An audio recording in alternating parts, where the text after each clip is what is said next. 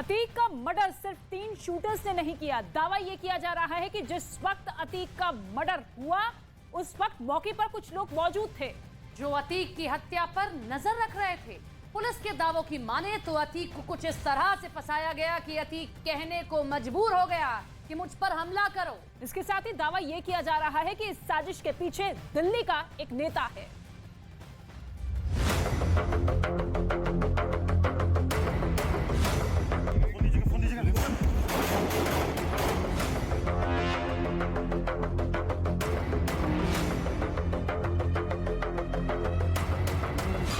क्या अतीक ने साजिश खुद रची?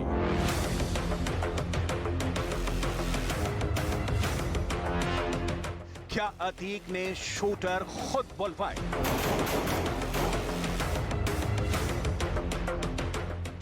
क्या अतीक ने अपना मर्डर खुद करवाया? क्या है अतीक के अंत का अतीकनामा? 24 फरवरी 2023 से लेकर 15 अप्रैल 2023 के बीच देश ने 2 ऐसे भयानक हत्याकांड देखे जिसे देखकर ऐसा लगा है कि इंसान अपनी साजिश और करतूतों की सजा खुद ही तय कर देता है। मिट्टी में मिल चुके अतीक अहमद और अशरफ का मर्डर देश में भूचाल बना हुआ है। उमेश पाल हत्याकांड के 51 दिन बाद मारा गया अतीक अहमद और अशरफ खुद ऐसे सबूत छोड़ गए हैं जो बता रहे हैं कि उनकी हत्या क्यों हुई, उनकी हत्या कैसे हुई, उनकी हत्या किसने करवाई। पुलिस सबूतों के बेहद करीब प्रयागराज से लेकर दिल्ली तक और दिल्ली से लेकर दुबई तक और दुबई से लेकर मुंबई तक अतीक अहमद के ऐसे ऐसे गुनाह और उससे जुड़े कनेक्शन सामने आ रहे हैं जिन्हें देखकर जांच एजेंसियां तक चकरा गई हैं। अतीक अशरफ हत्याकांड की जांच जैसे जैसे आगे बढ़ रही है उसमें नए खुलासे हो रहे हैं। डबल मर्डर में अब पुलिस डबल क्रॉस की जांच कर रही है। दरअसल पुलिस की जांच में माफिया अतीक को लेकर खुलासा हुआ है कि उसने कस्टडी में खुद के ऊपर हमला करवाने की साजिश रची थी। अतीक की हर बात गुड्डू मुस्लिम के लिए पत्थर की लकीर थी। हर आदेश सिर आंखों पर। गुड्डू मुस्लिम ने पूर्वांचल के कुछ बदमाशों से इस हमले के लिए संपर्क किया। साजिश को अंजाम देने के लिए साबरमती जेल और प्रयागराज के बीच के इलाके को चुना गया। तय हुआ कि जिस वक्त अतीक जेल से प्रयागराज के लिए रवाना होगा तभी हमला होगा, लेकिन अतीक को जरा भी नुकसान नहीं होना चाहिए।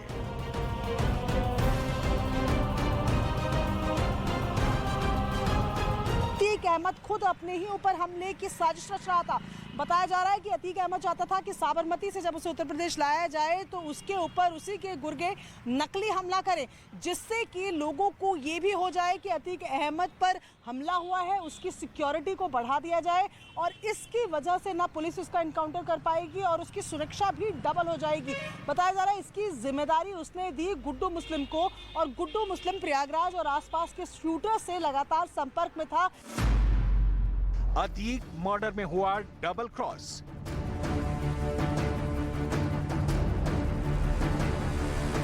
पुलिस सूत्रों के मुताबिक अतीक अहमद में डबल क्रॉस की बातें सामने आ रही हैं। यूपी पुलिस इस थ्योरी पर जांच कर रही है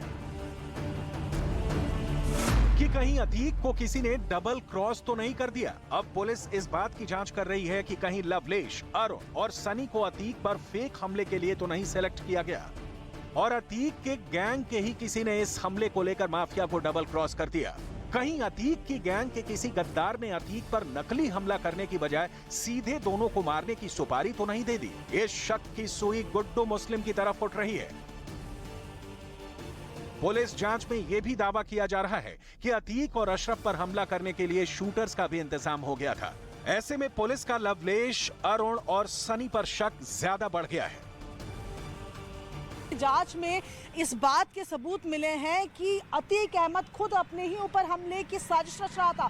बताया जा रहा है कि अतीक अहमद चाहता था कि साबरमती से जब उसे उत्तर प्रदेश लाया जाए तो उसके ऊपर उसी के गुर्गे नकली हमला करें, जिससे कि लोगों को ये भी हो जाए कि अतीक अहमद पर हमला हुआ है, उसकी सिक्योरिटी को बढ़ा दिया जाए और इसकी वजह से ना पुलिस उसका एनकाउंटर कर पाएगी और उसकी सुरक्षा भी डबल हो जाएगी।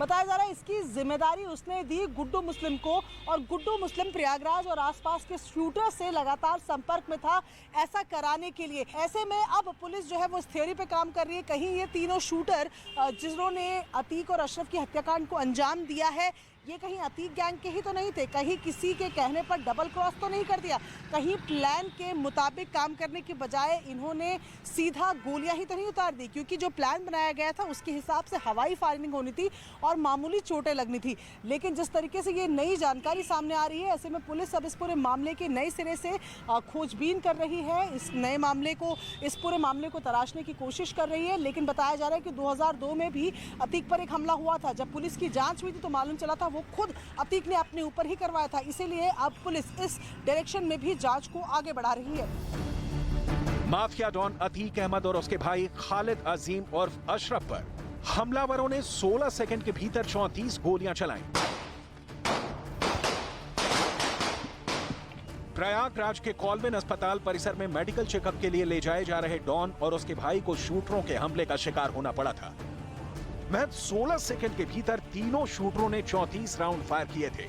इस दौरान अतीक अहमद को 9 गोलियां लगी थी, वहीं अशरफ की बॉडी में 5 गोलियां पाई गई थी।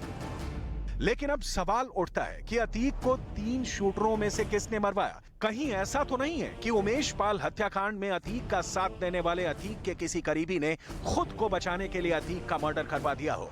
पुलिस और जांच एजेंसियों ने प्रयागराज से लेकर दिल्ली तक ऐसे कई सुराग तलाशे हैं जिसे आप जानकर हैरान रह जाएंगे। दिल्ली में भी अतीक के गुनाहों और दौलत का खुलासा हो चुका है, जिसे अतीक के मर्डर से जोड़कर देखा जा रहा है। पुलिस को यह भी जानकारी मिली कि अतीक ने दिल्ली में जो संपत्ति खरीदी थी वो किसी नेता की मदद से ली थी।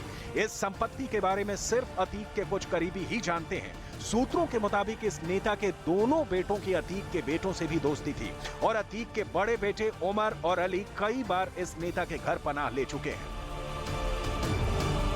दिल्ली में था तो क्या उस दौरान उस नेता के दोनों बेटों ने उसकी मदद की और क्या उसको छुपने में, शेल्टर प्रोवाइड कराने में बड़ी हेल्प की है? अब तक मिली जानकारी के मुताबिक दिल्ली में अतीक के गुनाहों का दरबार लगता था। जो जानकारी सामने आ रही है उसके मुताबिक दिल्ली में अतीक की 100 करोड़ से ज्यादा की संपत्ति का पता चला है, जो दिल्ली के शाहीन बाग, ओखला, बाटला हाउस, साकेत समेत कई इलाकों में फैली है। दिल्ली के मुस्लिम बाहुल्य इलाके में अतीक की 100 करोड़ से ज्यादा की संपत्तियां होने का दावा किया गया है। दिल्ली के शाहीन बाग, ओखला, बाटला हाउस, साकेत और साउथ दिल्ली में एसटीएफ की टीम संपत्तियों का पता लगाने में जुटी हुई है। असल में अब तक जो इनपुट्स मिले हैं उसमें अतीक की अकूत दौलत, उमेश पाल हत्याकांड, गुड्डू मुस्लिम की गद्दारी और दिल्ली में अतीक के गद्दार रिश्तेदारों की वजह से अतीक और अशरफ के मर्डर की बातें कही जा रही हैं। अतीक मर्डर में अब दिल्ली में अतीक के रिश्तेदार सद्दाम पर पुलिस का शिकंजा कस चुका है। जरा ये भी जान लीजिए कि अतीक मर्डर में अतीक के रिश्तेदार सद्दाम का नाम क्यों आ रहा है। असल में अतीक के रिश्तेदार सद्दाम का नाम उमेश पाल हत्याकांड में आ रहा है। पुलिस ने अतीक के रिश्तेदार सद्दाम पर इनाम बढ़ा दिया है। सद्दाम पर अब 1 लाख रुपए का इनाम हो गया है। बरेली में 2 केस दर्ज होने के बाद से सद्दाम फरार है। उमेश पाल हत्याकांड में शामिल होने का शक सद्दाम पर अशरफ से शूटरों की मुलाकात कराने का आरोप लगा है। जेल में अशरफ को वीआईपी सुविधा दिलाने का भी आरोप सद्दाम पर लगाया गया है। अशरफ के काले कारोबार संभालने का आरोप भी सद्दाम पर लगा है। प्रयागराज के धूमनगंज इलाके में रहने वाला सद्दाम माफिया अतीक अहमद के भाई अशरफ का साला है। अतीक और अशरफ की हत्या हो चुकी है, लेकिन सद्दाम पुलिस की पकड़ से दूर है। वो बरेली के 2 मुकदमों में वांछित चल रहा है। ये दोनों मुकदमे 7 मार्च को दर्ज कराए गए थे। बिथरी चैनपुर में जिला जेल चौकी इंचार्ज अनिल कुमार ने अशरफ, उसके साले सद्दाम, गुरगा लल्ला गद्दी, बंदी रक्षक शिवहरी अवस्थी और कैंटीन के सामान सप्लायर दयाराम के अलावा जेल के अज्ञात अधिकारी कर्मचारियों पर रिपोर्ट दर्ज कराई थी।